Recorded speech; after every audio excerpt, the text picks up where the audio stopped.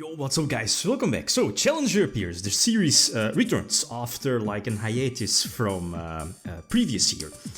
Anyway, so the series I guess, is focused on decks that are not included in this year's Cross-Banlist Cup, but they are strong, they have something special I guess, and they'll take on different decks from this year. As you know, there are like 32 decks that are battling it out against each other, and this time, as you see, it's going to be Splight, which was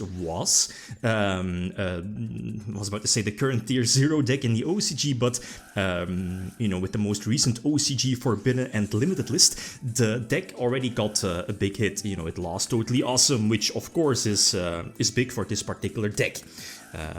As you know, the double Omni Negation is pretty strong.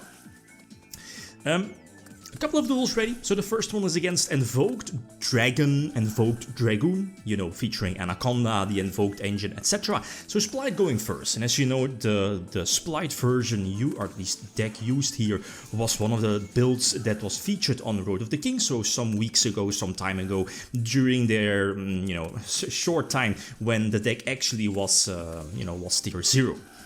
So I think this is somewhat of a standard board. You have Toad for double negation, double omni negation. You have the two splites, the left one negates either a spell or trap, while the right one negates a monster effect, so again, that's really cool.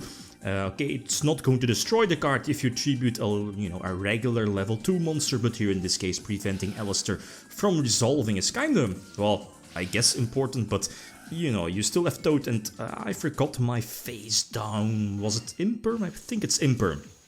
I think so. But, that Splight is such a ridiculous deck. You can't give Splight an extra turn because they'll just snowball into more monsters, right?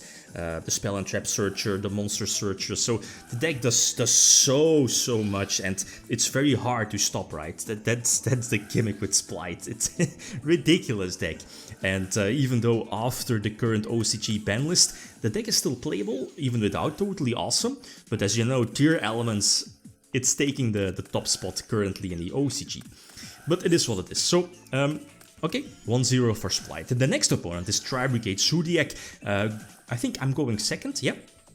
But as you know, like Splight has multiple 1-card engines, so the deck is definitely capable of running a galore of hand traps. I don't know, 20 hand traps? I believe like almost half of the deck is interruptions, or are interruptions, are hand traps. So here in this case, the Nibiru definitely, well, okay, it helps out dropping the Appaloosa to 1600, I believe, but the Imperm was a nice top deck again, shutting down the Appaloosa. So now we know there is double interruption for Revolt into Shrek, I believe the name is, for a banish on my side of the field, plus the Bouncer, the Exiled Force, you know which one I mean, the Ancient Warrior one. So it's fine though, I still have the Spell and Trap Negator, which here in this case not important, but it could have been important for a potential Revolt, which again we knew was there. But the thing is that this deck is so generic. Any level 2 equals the, what is it called, Gigantic Splight? Yeah, the Exceed.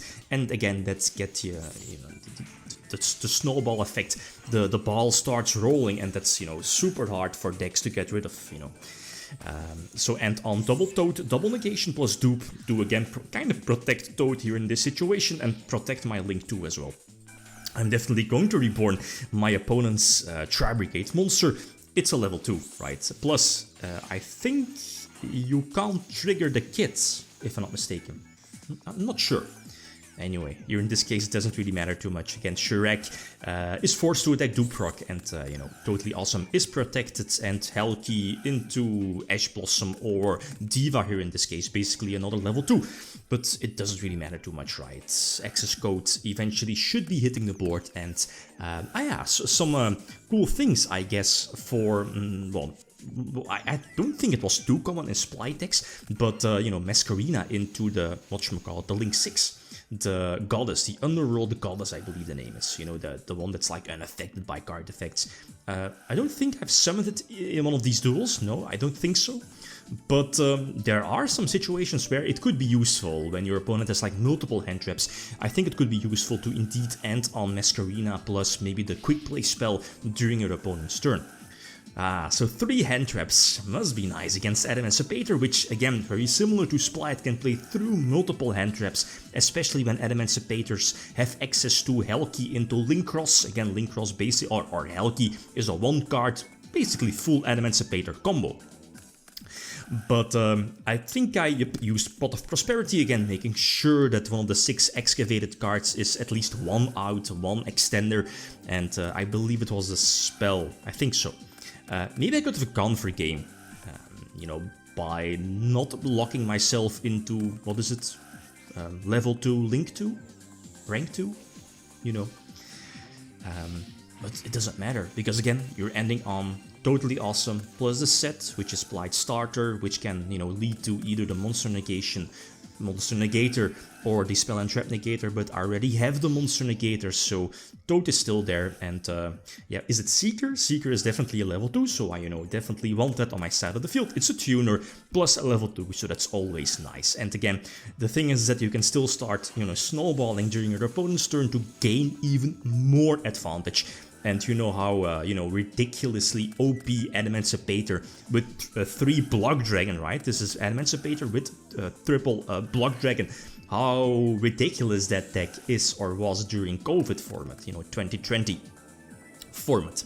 Again, dropping access code, and this is indeed more than enough to attack for a game. So going second this time against Dragon Rulers. So Dragon Rulers from 2013, Prime Dragon Ruler, Full Force Dragon Ruler. So how, oh no, this was Ravine Rulers, right. So post-ban list, I think, yeah, all the babies were banned. You know, small baby Dragon Rulers. So, to back row, I believe the deck is playing some form of, you know, disruption, some form of traps. Wing Blast, I believe. I'm not sure if there are any other traps. Sixth Sense was missed.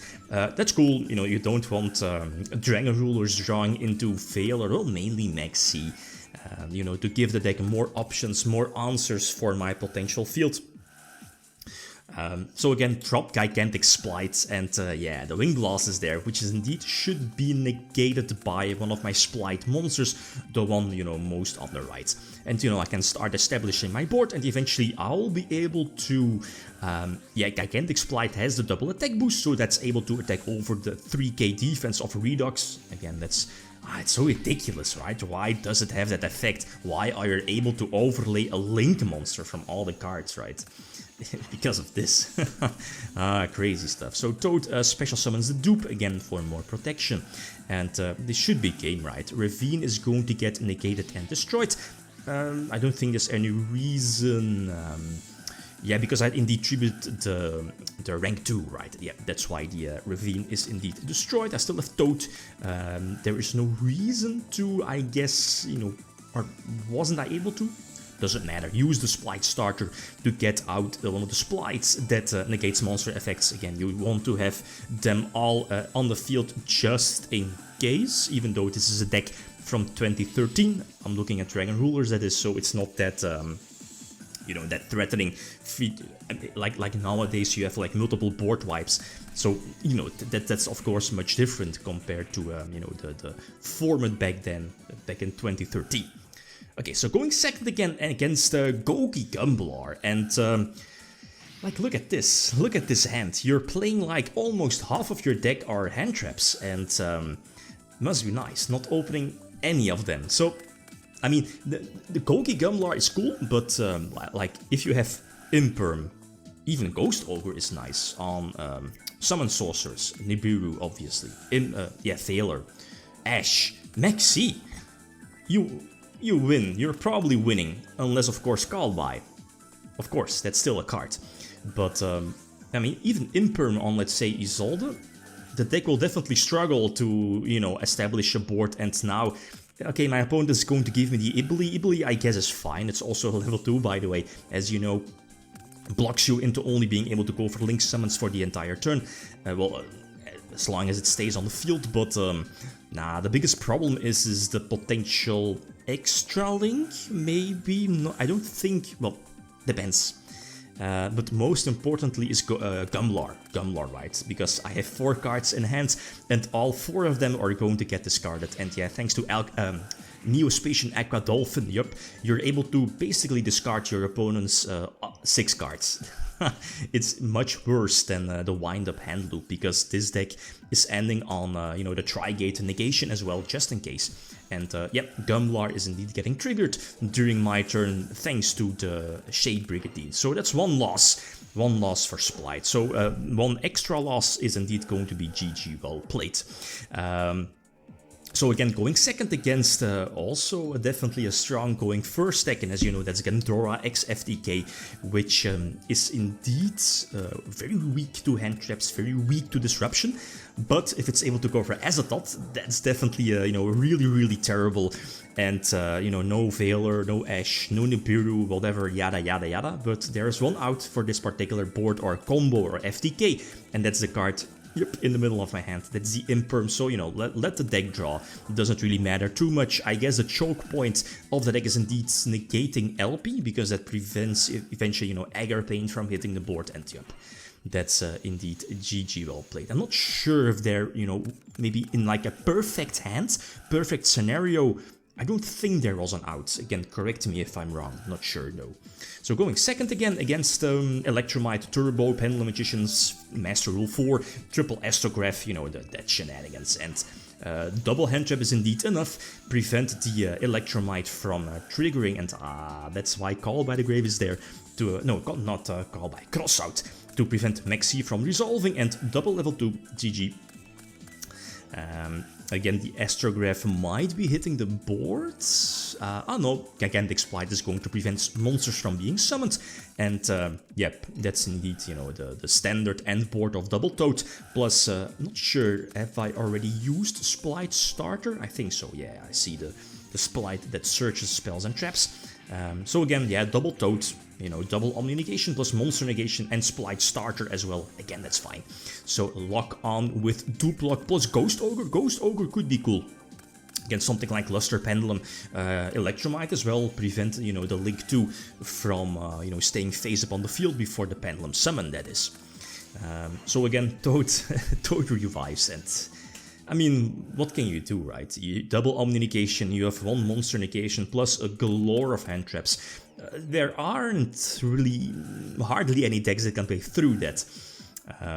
So this is again more than enough to attack for a game. So it's going to be 6-1, next matchup in a couple of moments. That should be, whatchamacallit, Frog FTK, right? But, I mean, look at this, ending on Masquerina as well, just in case. Doesn't make sense, but you know what I mean. So going second again, and yeah, I guess this is again full combo, Frog combo to end on, you know, at least nil your entire deck, and you have the potential shenanigans with Poison Draw Frog as well to, you know, let you draw into the potential Mass Driver for the FTK.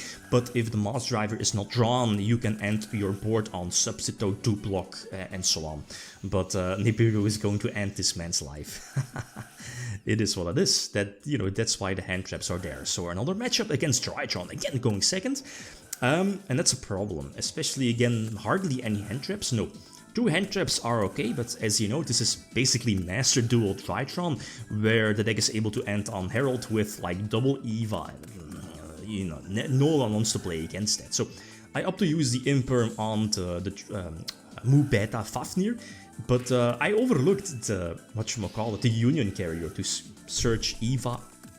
And, you know, Eva equals into more negations, and nope, I'm not going to win this one unless this deck plays Kaiju's, but it doesn't. It doesn't. So this is going to be my second loss and the end of the road for Splight, right? But, I mean, going first, it might be, well, obviously, it might have been another duel. Splight going first, ending on Double Toads, potential, yeah, a couple of hand traps. Imperm was there, Ash? I think so. It is what it is, right? So, first episode. Let me know if you have any suggestions of decks you want to see. I'm looking forward to, you know, tier elements, current tier 0 deck for the OCG for this particular series. But again, if you have any other ideas, definitely let me know. Okay, guys, that's it. Thanks for watching. Feel free to leave a comment or like if you enjoyed the video. Leave me signing out. Peace.